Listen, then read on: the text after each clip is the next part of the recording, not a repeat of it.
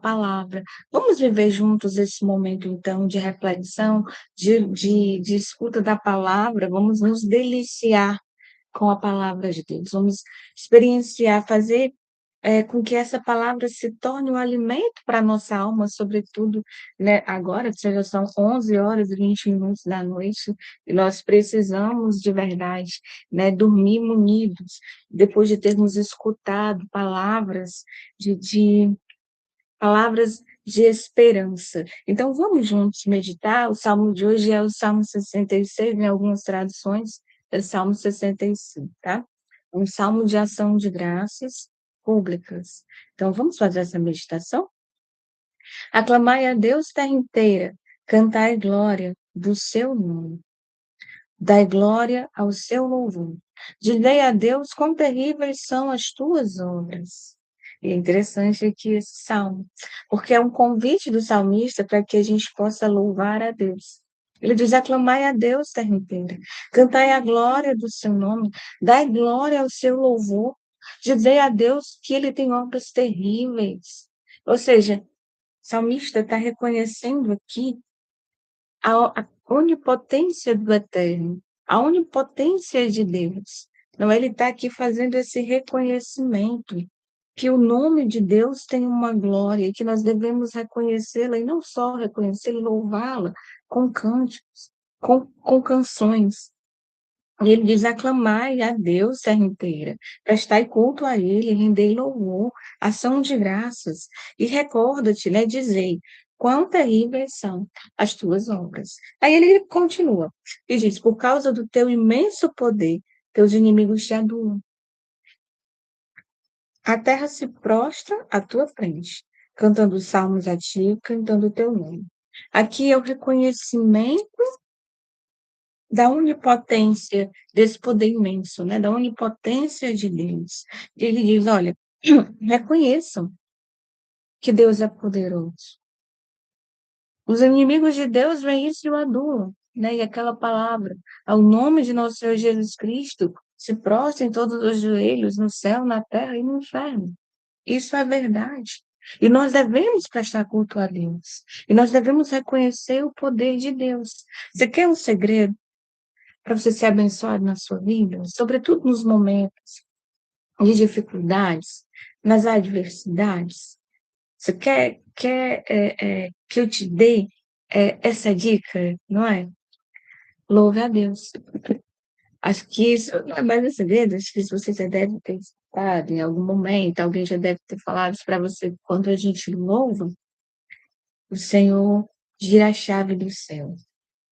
Gira a chave do céu e as bênçãos caem sobre a terra, sobre a sua vida, sobre a sua família, sobre as dificuldades que você encontra hoje, as dificuldades que você está encontrando na sua vida, na sua caminhada, na sua família. Para que você está vivendo hoje, não é? Qual é hoje qual é hoje o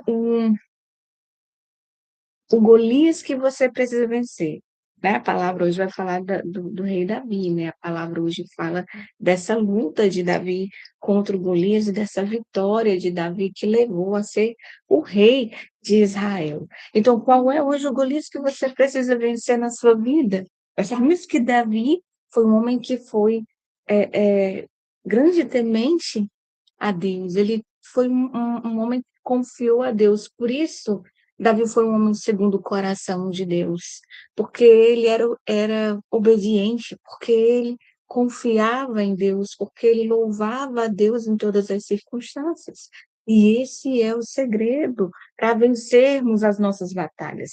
Louvar a Deus em todas as circunstâncias, louvar a Deus nas adversidades, mas sobretudo nas adversidades. Não deixa para agradecer a Deus só quando você tiver alcançado a graça. Não deixa para agradecer a Deus só nos momentos felizes da vida, nos momentos de prosperidade, nos momentos de vitória. Não. Começa agradecendo a Deus todos os dias. Começa agradecendo a Deus no sofrimento. Não tem oração mais poderosa do que o louvor a Deus nos momentos difíceis, nas dificuldades, nas horas escuras da vida, porque é um sofrimento humano que o Senhor Deus nos resgata.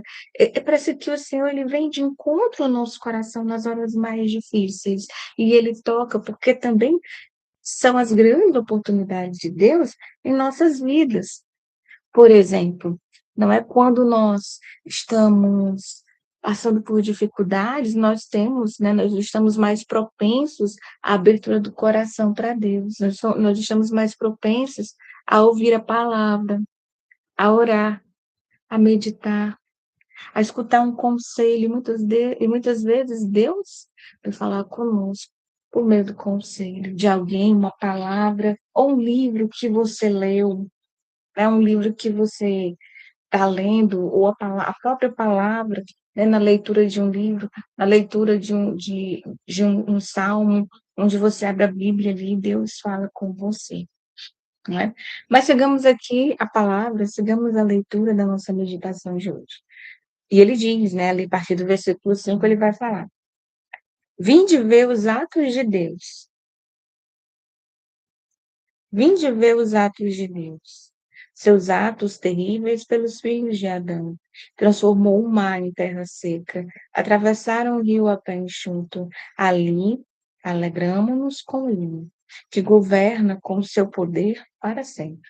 Seus olhos vigiam as nações, para que os rebeldes não se exaltem. Ele está mostrando a imagem do Deus Todo-Poderoso que tirou com mão forte o povo de Israel cativeiro do Egito.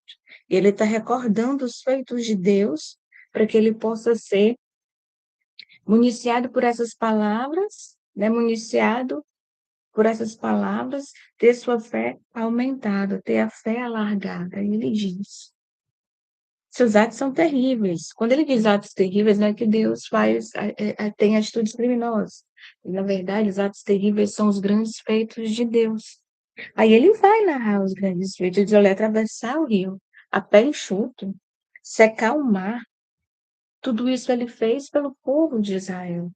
Tudo isso ele fez pelo seu povo. Ele dizia ali, nós nos alegramos com ele, que governa com poder e o poder de Deus é para sempre. É o que o salmista vai falar. E aí ele diz, seus olhos vigiam as nações, para que os rebeldes não se exaltem. Ou seja, às vezes nós fazemos as coisas e pensamos que Deus não nos vê.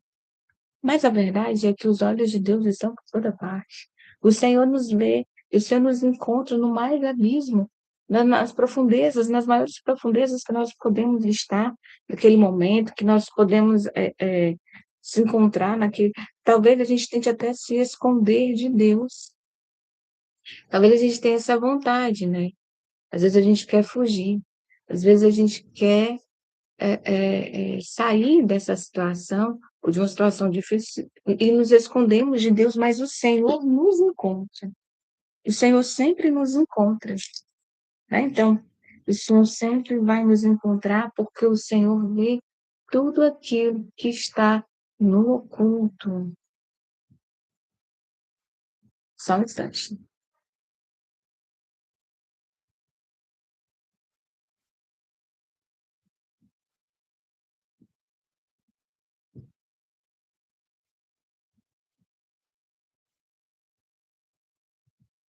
Obrigada.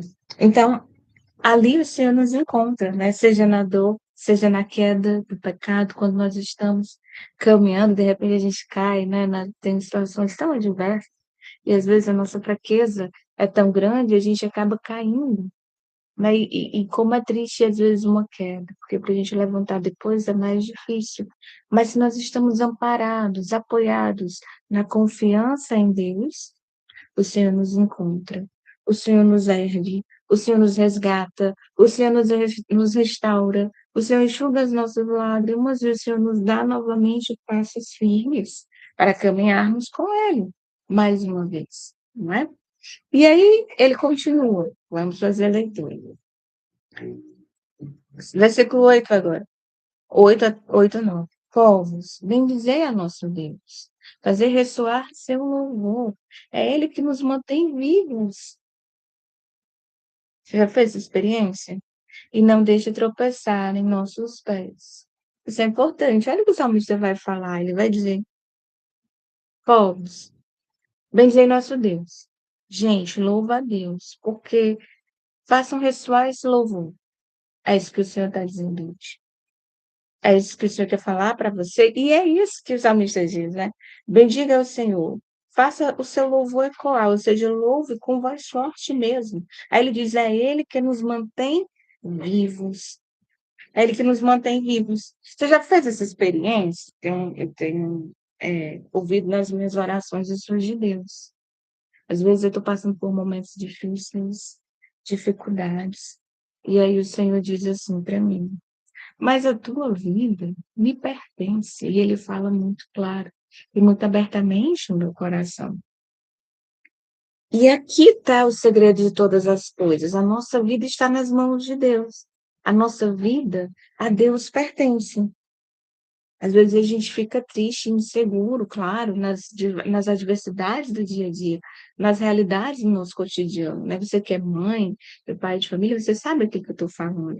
É o medo que nós temos, né, de sairmos de casa para trabalhar e, de repente, não voltarmos para casa. Mas o Senhor está dizendo isso aqui hoje. Ele fala não só para mim, ele fala para você também. Ele está dizendo, é, é Ele que nos mantém vivos. Ou seja, a nossa vida é pertença de Deus. Às vezes a gente se afasta tanto de Deus, não é? Às vezes a gente fica tão longe dele, a gente vai para lugares o mais inóspito possível do Espírito Santo. Às vezes a gente leva o nosso corpo a lugares que são tão inóspitos ao Espírito Santo, que o Espírito Santo não teria coragem de frequentar aqueles lugares, mas nós levamos o tempo. Mesmo sem o Espírito Santo dentro, mas nós levamos o tempo a esses lugares. E o Senhor diz isso. Ele que nos mantém vivos. E a gente pensa, às vezes, que quando nós estamos distantes de Deus, longe do Espírito Santo, quando nós esquecemos de orar, quando nós não rezamos todos os dias, quando nós não falamos com Deus todos os dias, quando nós não vamos à missa mais nem no domingo, quando nós nos afastamos do sacramento da confissão e do sacramento da Eucaristia, quando a gente vai quebrando esse vínculo de amor, de amizade com Deus, a gente pensa que Deus não nos vê, que Deus já não nos encontra mais.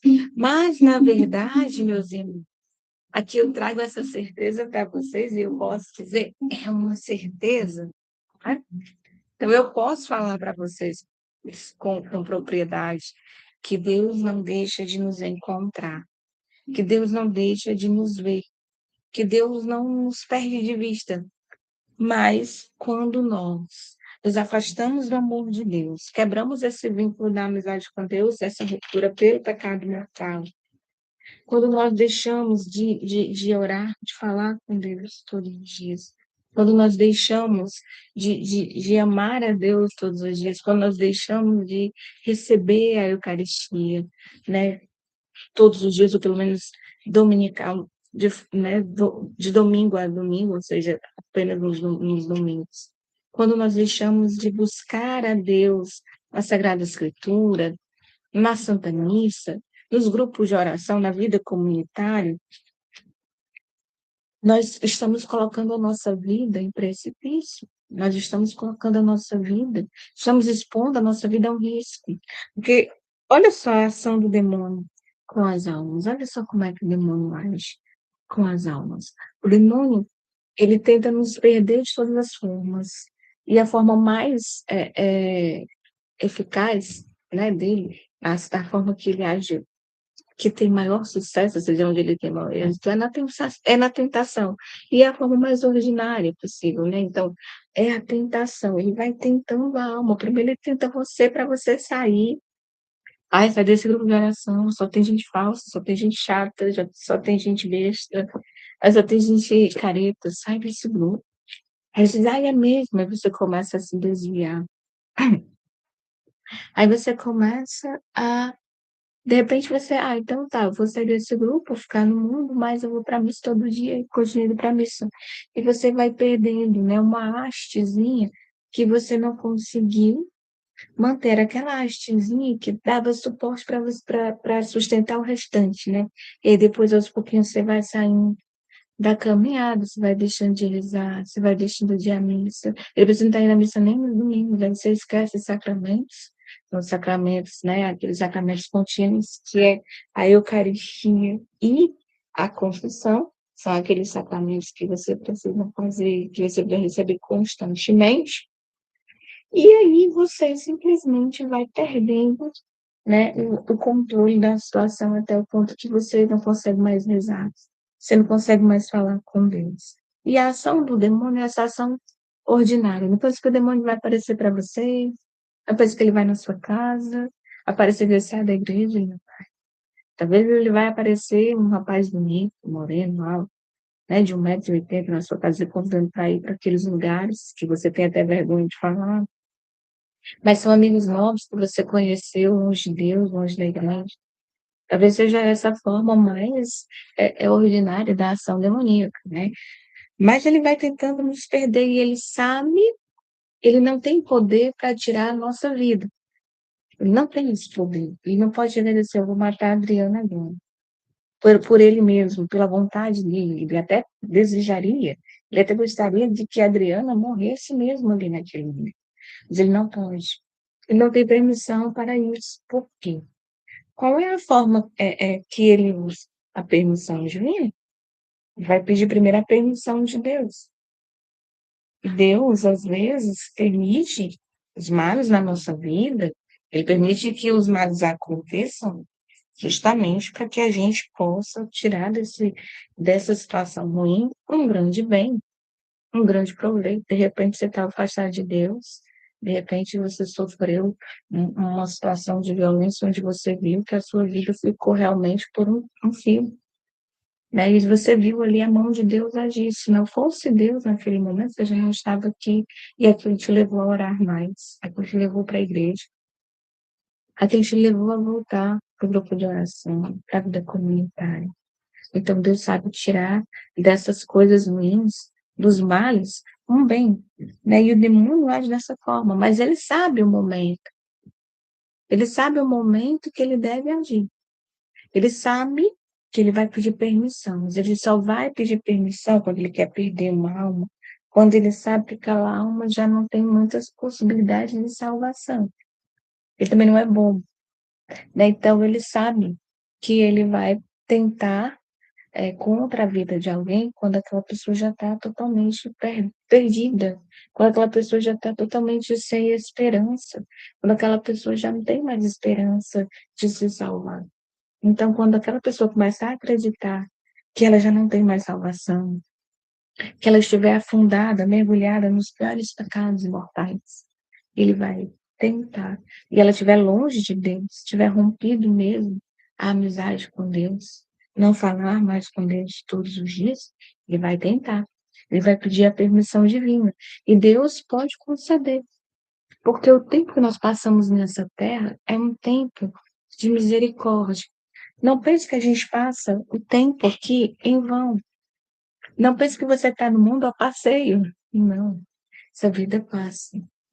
A vida que nós devemos mirar, a vida que nós devemos desejar é a vida eterna. E essa vida que nós passamos na Terra é só uma preparação para algo muito maior, algo que é infinito, algo que Deus ele vai te dar e vai te dar em abundância. Essa vida passa. Os tormentos vão passar. As dificuldades que você vive hoje, daqui a talvez 2, 3, 4 meses, vão se resolver. Talvez leve um pouco mais de tempo, talvez daqui a 10 anos você não tenha mais os mesmos problemas. É só você olhar para a sua vida. É só você olhar e ver que os problemas que você tem hoje não são os mesmos que você tinha 10 anos atrás, por exemplo. Entende? Então, vai passar. Se você está sofrendo muito agora, não desiste, irmão, não desiste, aguenta firme, vai passar. Segura na mão de Deus, que Deus não vai soltar a mão de ninguém. Segura firme nas mãos de Deus, que o Senhor vai agir, que o Senhor vai fazer, que o Senhor vai fazer escoar a graça na tua vida. Então, aguenta firme. Esse é o desejo de Deus para você, para mim, para nós, nessa noite. E aí, sabendo disso, o demônio, ele sabe que ele vai tentar ali, quando você tiver rompido com a graça, quando você tiver mergulhado nos piores pecados mortais. Ele sabe também que Deus pode permitir ou não. Por isso que nós devemos aproveitar e valorizar esse tempo. É por isso que a gente não deve nunca ir para a cama, dormir como se Deus não existisse. Como se aquele dia fosse mais um dia na sua vida onde você cumpriu sua rotina. Você trabalhou, você estudou, você cuidou dos seus filhos, você prestou seu serviço à comunidade e aquilo é o suficiente. Não, não viva dessa forma jamais. Lembra-te que o Senhor te espera todos os dias. Gente, quando eu lembro do relógio e que eu penso que o tempo é consumido no final do dia, nós não temos mais aquelas horas que transcorreram, isso é sagrado. Então, assim, nós sabemos que aquele tempo já não volta. Eu preciso utilizar todos os dias, as minhas horas, os meus dias, os meses, os anos da minha vida em prol da vida eterna. Porque no final o Senhor vai perguntar o que você fez do seu tempo. Isso é verdade. A gente não lembra, mas a gente presta conta no nosso juízo até do tempo que nós perdemos, do tempo que nós desperdiçamos, desse tempo ocioso que você passa olhando para o nada, que você passa na preguiça, no ócio, sem fazer nada. É por isso que São José nos ensina a trabalhar, empregar o nosso trabalho em prol do perdão dos nossos pecados. Isso é uma graça para a gente aprender a solucionar esse problema do tempo no julgamento. Isso eu aprendi com São José. Lavar roupa na pia, no tanque. Lavar roupa ofertando a Deus. Ofertando a Jesus aquele trabalho. Eu lavo roupa no tanque. Então, assim, eu lavo a roupa no tanque e oferto para Deus aquele serviço, aquele sofrimento. E naquele sofrimento, eu também gosto, eu faço isso porque eu gosto de lavar, fica mais limpinho, né? Melhor que a máquina. Então, assim, eu gosto de fazer isso. E eu oferto a Deus e ali eu peço ao Senhor que expie os meus pecados. Mas eu também louvo e agradeço a Deus por aquela oportunidade. Porque talvez vai ser a oportunidade, vai ser a graça que abriu as portas da misericórdia no último momento da minha vida. A roupa que eu lavava no tanque. Né? Então, assim, a gente tem que aprender a valorizar os pequenos atos da nossa vida, as pequenas coisas, porque elas são importantes, sobretudo no nosso julgamento. Por isso que a gente não pode viver como se Deus não existisse, como se a vida fosse uma festa, né? A vida não é uma festa, né? Essa vida vai passar, vai chegar um momento em que você não vai mais ter esse tempo, e é nesse tempo que você precisa testemunhar. É nesse tempo que você precisa acreditar em Deus. É nesse tempo que você precisa fazer as obras de misericórdia. É agora, nesse tempo que você precisa buscar Jesus, que você precisa se converter, que você precisa buscar os sacramentos, que você precisa ir à Santa Missa, que você precisa instruir seus filhos. Não deixa para amanhã, não deixa para depois. E aí o salmista continua, não é? Aí ele diz, assim, eu estava falando, né, a parte mais importante eu não falei. O demônio vai tentar nessas horas, mas ele vai sabendo que o Senhor pode conceder, se o Senhor achar que já foi tempo suficiente e você não soube usar bem o tempo, ou seja, você não soube agarrar as oportunidades que ele te deu. Sim, porque o Senhor nos dá muitas oportunidades.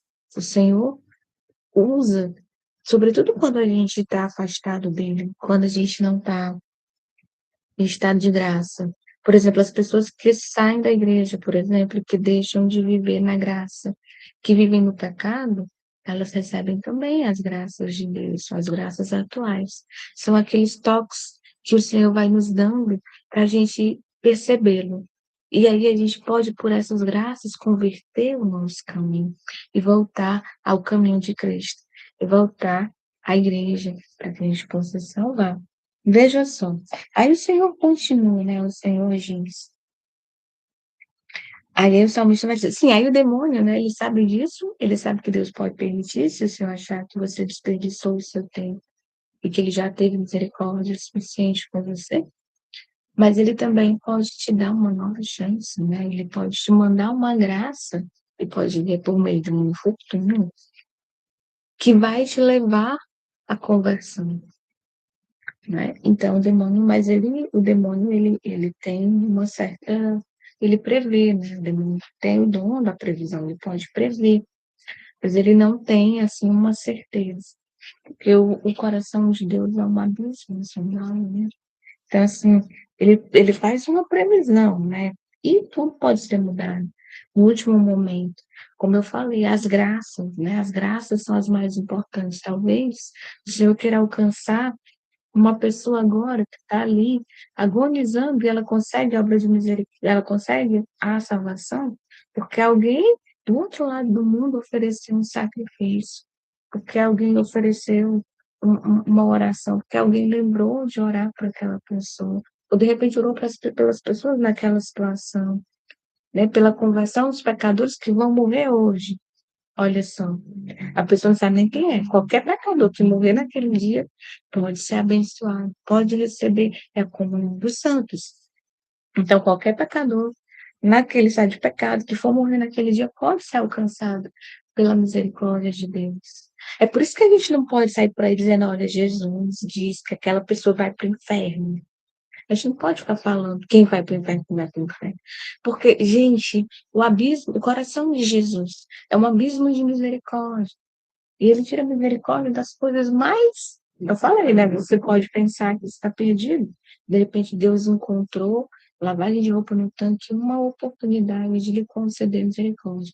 Ainda que você passe 500 anos no purgatório. Sim, porque há uma dívida. A misericórdia não extingue a justiça, gente. Né? As pessoas confundem. E, sobretudo nesse tempo, as pessoas acham que misericórdia é, ai, tô salvo, tô no céu, cara. Né? Tá louco. Tô no paraíso já. Mas não é assim. A misericórdia, ela é aquilo que vem antes do juízo. Porque quando a gente se defronta com o julgamento, a gente vai observar isso, né? Alguns místicos da igreja, alguns santos místicos trazem as revelações particulares, que, né? Alguns santos que falaram do purgatório. Santa Brígida também, da Suécia, né? Tinha revelações acerca do julgamento das almas. Então, assim, a gente consegue ver que Jesus é justo no julgamento, que todos os nossos atos serão cobrados. E essa imagem da misericórdia, ela é para esse tempo mesmo, porque agora é o tempo da misericórdia. A misericórdia jamais vai chegar em juízo. Todo mundo vai passar por um julgamento. Todo mundo tem um juízo. Todo mundo vai ter um julgamento. E é por isso que a gente tem que se atentar para isso, né? Então, assim, você foi, recebeu misericórdia, pronto, foi aprovado para a vida eterna. Contudo, né, eu tenho que pagar aqui, porque é uma dívida na justiça. A gente precisa pagar os nossos atos. Como eu falei, antes você passa 500 anos, né? Aí você passa 500 anos no purgatório, assim. Mas certeza, um dia você sai de lá. Mas outra certeza, você não sai sem você pagar o último centavo daquilo que você, é, daquilo que você der. Por isso que alguns santos vão falar que às vezes a gente faz muitas orações para alguns determinados almas que morreram recentemente, a gente se põe a orar. Algum parente, algum ente seu que faleceu, você de repente quer sufragar a alma daquela pessoa, e você né, se joga nas orações, nas indulgências, assim como se aquilo fosse levar aquela pessoa mais rapidamente para o céu. Mas, na verdade, aquela oração que você faz, talvez nem beneficie diretamente aquela pessoa, né? Que, que, que está ali no sofrimento. Porque tem um tempo para cada coisa, aquela pessoa precisa pagar. Mas é certo que a melhor forma de socorrer as almas do purgatório é o sacrifício da Santa Cruz. E depois as orações que a gente pode aplicar também aos fiéis defuntos, né?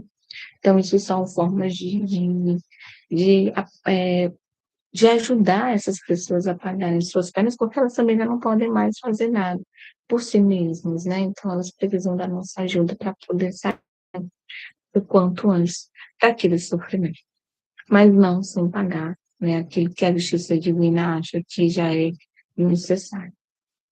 Então, vamos continuar a leitura, não é? Aí ele diz, a partir do versículo 10, a gente chegou no versículo 10. Aí ele vai dizer, assim, antes, lá no versículo 9, depois que ele diz que a vida, que o Senhor nos mantém vivos, ai, gente, essa história, eu gosto dessa expressão, porque ela é forte. Ele diz, o Senhor nos mantém vivos, não deixa eu tropeçar em outras pés. Gente, isso aqui é uma expressão forte do amor de Deus. É uma expressão forte da graça de Deus. É uma expressão forte da bondade divina. Porque o Senhor nos mantém vivos. Você já prestou atenção que às vezes a pessoa está com depressão profunda e aí ela começa a sentir desejo de pensar, ela começa a ter pensamentos suicidas. E ela começa a pensar em morrer, e todo dia ela pede a Deus, mas a morte não chega. E às vezes a pessoa até tenta o suicídio, mas Deus dá a ela o livramento, né? Deus não permite que ela tire a própria vida. Por quê? Porque Deus nos mantém vivos. Nós temos, todos nós, temos uma missão na Terra. E a nossa vida só se encerra quando nós cumprimos essa missão. Então, essa é a verdade, não é? Deus tem uma missão para cada um de nós. E um dos nossos objetivos enquanto seres humanos é buscar em todo tempo saber, Senhor, qual é a tua vontade para mim? Senhor, o que eu devo fazer? E buscar a Deus com sinceridade, buscar conhecer a missão. Porque o Senhor vai se revelando ao mesmo passo que nos revela os seus planos para a nossa vida, não é? Então, vamos continuar. E ele diz, e não deixa tropeçar em nossos pés. Expressão de bondade de Deus. O Senhor nos mantém vivos, nos mantém com passos firmes. Ah, eu também já passei por isso, gente. Eu passei por uma crise de fé terrível. Passei por depressões, crises de fé mesmo. Pensei em deixar a igreja. Foram noites escuras, duríssimas, né? Noites de dor na alma. Mas o Senhor que me mantém vivo. Não é? O Senhor mantém a minha vida. O Senhor tem uma missão para mim. E aí ele diz, não é? Deixa os seus, não deixa os seus pés tropeçarem. De fato, foi o Senhor quem sustentou meus passos na caminhada. O Senhor não deixou que eu mudasse de religião. O Senhor não deixou que eu caísse nos erros. O Senhor não deixou que eu caísse nos pecados mais profundos. Mas o Senhor me manteve firme, me iluminou. O Senhor foi me iluminando conforme a sua palavra, conforme o desejo dele para a minha missão, para a minha vocação, para o meu apostolado, não é? E aí a gente continua. Versículo 10. Sim, ó Deus, tu nos provaste, nos refinastes, como se refina a prata. Você já passou por isso? Aí ele diz, fizeste-nos cair na rede, puseste um peso em nossos rins. Aprovação difícil. Quem nunca, né? Quem nunca passou por uma aprovação difícil? Quem nunca viveu uma provação duríssima na vida, eu acabei de dizer para vocês, né? Eu passei por uma prova dura na fé. Eu passei por uma prova dolorosa. Dolorosa. Então, como é que eu posso dizer para vocês? Foi uma dor muito profunda. Foi uma dor grande, mas o Senhor me manteve de pé, né? O Senhor me colocou de novo, né, na missão. O Senhor me trouxe de volta, me resgatou ali. E ele disse, é, puseste um peso nos nossos enviados de fardo da caminhada, né? A gente se sente sobrecarregado, opresso pela situação de perseguição, pelas circunstâncias do dia a dia. E ele diz, deixastes um mortal cavalgar nossa cabeça. Aqui ele se refere aos problemas, é claro, né? Às vezes a gente tem problemas que parecem mesmo que estão montados na nossa cabeça, você não acha? Então, e aí ele diz, passamos pelo fogo e pela água, mas fizeste-nos sair para a abundância. Depois de todo o sofrimento, depois de toda a aprovação, o Senhor nos dá de novo a alegria. O Senhor põe de novo um anel no nosso dedo, um sorriso nos nossos lábios. Deus é maravilhoso, não é? E aí ele continua: entra em tua casa com holocaustos, cumpra meus votos feitos a ti. Aí ele tem um novo ânimo. Aí o Senhor dá um novo ardor no coração dele, para ele cumprir os votos que ele fez com Deus e para ele continuar ofertando os seus sacrifícios. E os votos que meus lábios pronunciaram e minha boca prometeu na minha luz, ele vai cumprir a promessa dele, depois de toda a provação, é claro. Mas as provações fazem parte da nossa caminhada. Ele diz: eu te oferecerei bons holocaustos com fumaças de carneiros, molarei bois com cabritos. Vós, todos que temeis a Deus, vinde, cantarei o que ele por mim realizou. Ou seja, ele quer que as pessoas se alegrem com ele pelos feitos que Deus fez. Ele estava com certeza passando por um momento de dificuldade, um momento difícil, mas Deus o resgatou dentro dessa pedagogia de Deus. Depois de passar pela grande dificuldade, ele vai cantar o hino da vitória. E aí ele segue. A ele gritou minha boca, e minha língua o exaltou. Se visasse o mal do meu coração, o Senhor não teria me ouvido. Ou seja, Deus não olhou para o pecado, Deus não olhou para o pensamento, Deus não olhou para a maldade do coração. Deus olhou apenas para ele. E se compadeceu e ouviu o clamor dele. Todavia, Deus me escutou, considerou o meu grito suplicante. Deus teve misericórdia do sofrimento mesmo. E ele finaliza: bendito seja Deus, que não afastou minha súplica nem de mim, apartou o seu amor. Ai, que experiência magnífica quando você está sofrendo, quando você está na dúvida, quando você está na dor, quando está no pecado, que Deus entra com a misericórdia. A misericórdia é o amor de Deus. Deus entra e ama. E ali, ele entra, ama e age. E intervém, e afasta a tribulação, e afasta a dificuldade, e resolve os teus problemas, mas sem deixar o amor, sem deixar de te dar o amor no coração. Essa é a graça de Deus. Né? Então, eu agradeço quem passou por aqui e espero que salve, Maria Santíssima.